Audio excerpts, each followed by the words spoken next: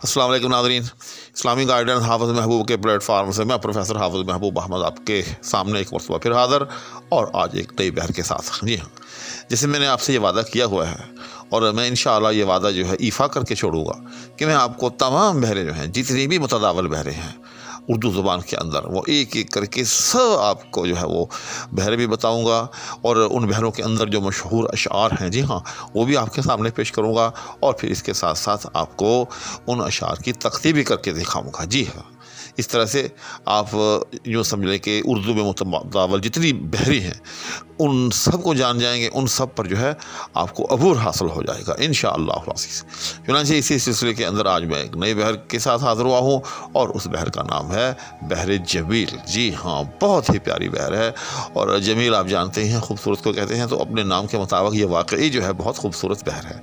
Video की तरफ बाद आपसे बढ़ने से पहले लेकिन आपसे हमेशा की तरह ये इल्तिमास कि अगर कोई साहब मेरे चैनल पर नए हैं तो बराह मेहरबानी वो चैनल को ज़रूर सब्सक्राइब कर दें और साथ में मौजूद बेल आइकन को भी प्रेस कर दें।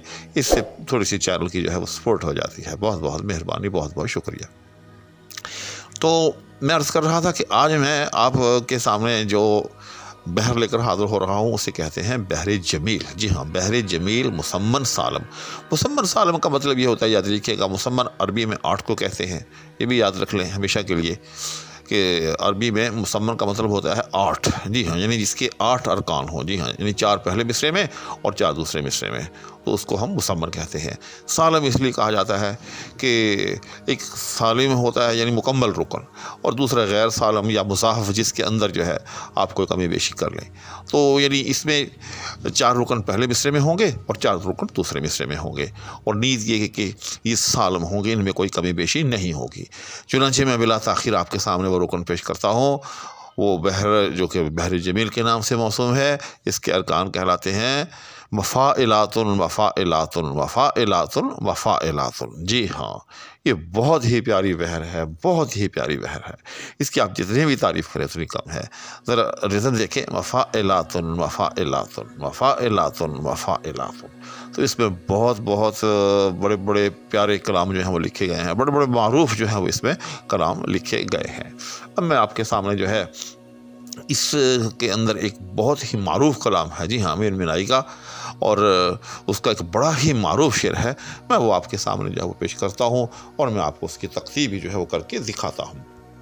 करीब है यारो रोज़े महशर, छुपेगा कुश्तों का कत्ल क्यों कर, जो चुप रहेगी ज़ुबान खंजर, लहू पुकारेगा आस्ती। जी हाँ, तो आप देखें कितनी ये प्यारी बहर है और कितना इसके अंदर रिदम है। जी हाँ, और ये मिसरा तो आपने सुना ही होगा। उर्दू के अंदर बहुत से ऐसे अशार हैं, जी हाँ, जो कि ज़रबुल मिसल की शक्ल इख्तियार कर चुके हैं और बाद उनमें से ऐसे हैं कि जिन्होंने मुकम्मल तौर पर तो ज़रबुल मिसल की हैसियत इख्तियार नहीं की, लेकिन उनके किसी मिसरे ने जो है वो ज़रबुल मिसल की हैसियत इख्तियार कर ली है। और ये एक अलग टॉपिक है कि किस शेर ने जो है उर्दू के अंदर जो है वो ज़रबुल मिसल की जो है वो हैसियत इख्तियार कर ली है। इस पर मैं इंशाअल्लाह अज़ीज़ आपको जो है अलग से एक वीडियो दूँगा और वो तमाम मशहूर अशार, जी हाँ, जो कि बतौर ज़रबुल मिसल जो हैं वो हमारे दरमियान इस वक्त मुरव्वज हैं या जिनका एक एक मिसरा जो है वो मुरव्वज है, मैं उनकी आपको एक फ़हरिस्त जो है इंशाअल्लाह अज़ीज़ बना कर दूँगा और आपके साथ जो है वो एक वीडियो की सूरत में शेयर करूँगा। तो सरेदस्त मैं ये कहना चाहता हूँ कि इस शेर का जो दूसरा मिसरा है, जी हाँ, जो चुप रहेगी ज़ुबान खंजर, लहू पुकारेगा आस्तींगा, तो ये मिसरा जो है ये बतौर ज़रबुल मिसल जो है वो हमारे माबैन जो है वो मशहूर है। तो इस शेर की मैं आपको अभी जो है वो तख्ती करके दिखाता हूँ, लेकिन उससे पहले मैं एक और तरीके से भी ये बहर आपको समझाना चाहूँगा। मिसाल के तौर पर वफ़ाइलातुन को अगर आप नबी मोहम्मद, जी हाँ, इसके मुताबिक रख लें, जैसे नबी मोहम्मद नबी मोहम्मद नबी मोहम्मद नबी मोहम्मद, यानी 4 मरतबा आप कहें नबी मोहम्मद नबी मोहम्मद नबी मोहम्मद नबी मोहम्मद। जी हाँ, फिर दूसरे मिसरे में भी इसी तरह से 4 मरतबा कहें नबी मोहम्मद नबी मोहम्मद नबी मोहम्मद नबी मोहम्मद। तो ये जो है इसी बहर जमील के अंदर है, वफ़ाइलातुन के मुताबिक है। चुनांचे अब आपको इस बहर के अरकान तो मालूम ही हो गए हैं, नाम पहले से मालूम हो चुका है कि इसको बहर जमील मुसम्मन सालिम कहते हैं। अरकान भी आपके सामने आ चुके हैं कि अरकान क्या क्या हैं, वफ़ाइलातुन वफ़ाइलातुन वफ़ाइलातुन वफ़ाइलातुन। तो अब मैं आपको जो है इसकी तख्ती करके दिखाता हूँ। पहले मिसरे का पहला रुकन करीब है या, जी हाँ, ये मफ़ाइलातुन के मुकाबले में है। करीब है या मफ़ाइलातुन, देख रहे हैं, करीब मफ़ा बह इला या तुन, करीब है या मफ़ाइलातुन, जी हाँ। इसके बाद अब दूसरा रुकन करीब है या रोज़ महशर। अब ये रोज़ महशर, जी हाँ, या रो जो है याद रखिएगा कि ये दो हिस्सों में मुनक़सिम हो जाएगा। यारों का जो या जो है ये पहले रुकन में आएगा और इसका जो रो जो है वो दूसरे रुकन में जाएगा। तो दूसरा रुकन क्या होगा? रोज़ महशर, जी हाँ, मफ़ाइलातुन, रो मफ़ा ज़िमह इला शर तुन, देखा आपने, रोज़ महशर मफ़ाइलातुन, जी हाँ। उसके बाद अब तीसरा रुकन है करीब है या रोज़ महशर छुपेगा कुश्तों का कत्ल क्यों कर।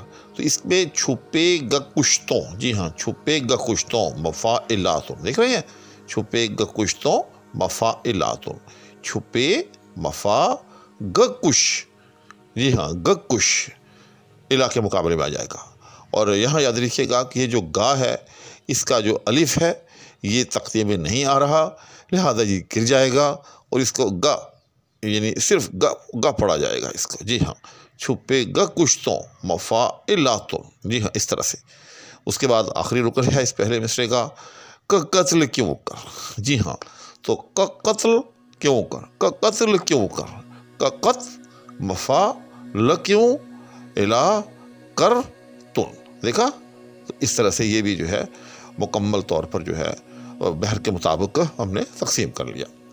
उसके बाद दूसरा मिसरा जो चुप रहेगी ज़ुबान खंजर लहू पुकारेगा आस्तीन का। तो इसकी तकसीम निस्बतन आसान है चूँकि इसके अंदर जो है कुदरती तौर पर जो है अल्फाज जो हैं वो अफ़ाइल के मुताबिक जो है वो तकसीम है, जी हाँ। इसमें एक लफ्ज़ यूँ समझ लें कि जिस तरह से पहले मिसरे में हमने देखा कि यारो जो है वो दो हिस्सों में तकसीम हुआ, जी हाँ, तो इसके अंदर जो है कोई ऐसी सूरत हाल नहीं है। तो इसमें सीधा सीधा है जो चुप रहेगी मफ़ाइलातुन ज़ुबान खंजर मफ़ाइलातुन लहू पुकारे मफ़ाइलातुन ग आसती का मफ़ाइलातुन, जी हाँ। तो ये बहुत आसान है, जो चुप मफ़ा रहे इला गी तुन, ठीक। उसके बाद दूसरा रुकन ज़ुबान खंजर ज़ुबा मफ़ा निखंज इला जर तुन ज़ुबान खंजर, ठीक हो गया। तो ये दूसरा रुकन भी हो गया। उसके बाद तीसरा रुकन लहू पुकारे, याद रखिएगा, लहू पुकारे मफ़ा इला तुन, ये भी बिल्कुल आसान है, इसमें भी जो है कोई लफ्ज़ भी जो है दो हिस्सों में मुनक़सिम नहीं हो रहा, तो ये भी सीधा सीधा है। उसके बाद आखिरी रुकन ग आसती का। यहाँ याद रखिएगा कि ये जो गा है जो है ये इसका जो सिर्फ गाफ है ये तक़दीर में आ रहा है और जो अलिफ जो है ये तक़दीर में नहीं आ रहा, लिहाजा ग आ सती का इसको ऐसे पढ़ा जाएगा। तो ग आ सती का, ग आ वफ़ा सती इला का तुन। तो आपने देखा कि हमने इसको जो है मुकम्मल तौर पर जो है वो तक़सीम कर लिया। और अगर आप इसका जो है वो जो 1 to 2 के अंदर जो सिस्टम है उसके अंदर जो है अगर आप इसको जानना समझना चाहें तो वो भी मैं आपके सामने जो है वो पेश कर देता हूँ। तो उस सिस्टम के तहत याद रखिएगा कि इसका हर रुकन, चूँकि इसका रुकन भी एक ही है मफ़ाइलातुन, तो ये 5 हिज्जों के अंदर जो है ये मुनक़सिम होगा, जी हाँ। और वो 5 हिज्जे किस तरह से, म 1 फ़ा 2 ए 3 ला 4 तुन 5, देखा। तो इस तरह से इसके 5 हिज्जे बनेंगे। इसीलिए इसको याद रखिएगा कि बाद हिज्जों को हिजाए कोता कहा जाता है और बाद हिज्जों को हिजाए बुलंद कहा जाता है। तो सरहद से मैंने आपको इसके हिज्जे करके दिए हैं कि इसके कितने हिज्जे बनते हैं, 5 हिज्जे, जी हाँ। म 1 फ़ा 2 ए 3 ला 4 और तुन 5। अब मैं इन हिज्जों की जो है कोता और बुलंद के हवाले से भी आपको जो है वो तफसील बता देता हूँ। तो म याद रखिएगा कि ये हिजाए कोता है। हिजाए कोता क्यों है कि ये सिर्फ़ और सिर्फ एक मुतहर्रिक है, जी हाँ, म। उसके बाद आगे फ़ा, याद रखिएगा कि ये हिजाए बुलंद है और वजह हिजाए बुलंद की वो है कि ये फ़े और अलिफ जो है ये दोनों मिलकर हिजाए बुलंद बना रहे हैं। और आपको मालूम ही है कि हिजाए कोता और हिजाए बुलंद में यही फ़र्क होता है कि हिजाए कोता हम उसको कहते हैं कि जो सिर्फ़ एक मुतहर्रक को ज़ाहिर करे, और हिजाए बुलंद उसे कहा जाता है जो एक मुतहर्रिक और उसके साथ एक साकिन यानी दो जोड़ा हो। जी हाँ, जो एक जोड़े को ज़ाहिर करे, यानी पहला उस जोड़े में मुतहर्रक होगा और उसके साथ एक साकिन होगा। जिस तरह से फ़ा, इसमें फ़े मुतहर्रिक है और इसके साथ अलिफ जो है वो साकिन है। जी हाँ, तो पहला हिज्जा मा, इसको हम एक से ज़ाहिर करेंगे और ये हिजाए कोता होगा। दूसरा हिज्जा फ़ा, जी हाँ फ़ा, इसको हम जो है वो दो से ज़ाहिर करेंगे और ये हिजाए बुलंद कहलाएगा। उसके बाद तीसरा हिज्जा ऐन ज़ेर ई, जी हाँ, ये जो है हम एक से ज़ाहिर करेंगे और इसको हिजाए कोता जो है हम कहेंगे। जी हाँ, उसके बाद हिज्जा नंबर 4 ला, जी हाँ, इसको हम दो से ज़ाहिर करेंगे और ये हिजाए बुलंद होगा। उसके बाद तुन, ये हिजा नंबर 5, जी हाँ, इसको हम जो है वो दो से ज़ाहिर करेंगे और ये हिजाए बुलंद होगा। जी हाँ, तो इसका वज़न इस तरह से क्या हो जाएगा 1 2 1 2 2। जी हाँ, 1 हिजाए कोता को ज़ाहिर कर रहा है जो कि मीम है। उसके बाद 2 ये हिजाए बुलंद को ज़ाहिर कर रहा है जो कि फ़े ज़बर अल फ़ा है। उसके बाद फिर आगे 1 ये ऐन ज़ेर ई को ज़ाहिर कर रहा है जो हिजाए कोता है। उसके बाद फिर आगे फिर 2 ये लाम ज़बर अल ला को ज़ाहिर कर रहा है जो हिजाए बुलंद है।